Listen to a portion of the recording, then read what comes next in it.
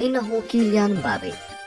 أما تييري هنري النجم الفرنسي فأبدى إعجابه بقدرات المهاجم الشاب قائلا: مبابي من اللاعبين القلائل الذين يستعملون كل حواسهم في كرة القدم، فضلا عن الذكاء الكبير الذي يملكه. وأضاف: عادة أرفض الحديث عن بعض اللاعبين الشبان لرفع الضغط عنهم، لكن حالة مبابي خاصة، فهو من القلائل الذين يستعملون كل حواسهم في كرة القدم.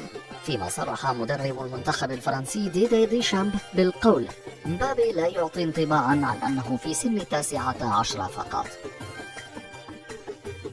لقب النينجا وتبرعه بأجره مع المنتخب. بدأ كل شيء عندما قام مبابي بغناء أغنية بشكل هزلي رفقة زملائه في سان جيرمان في غرفة ملابس الفريق.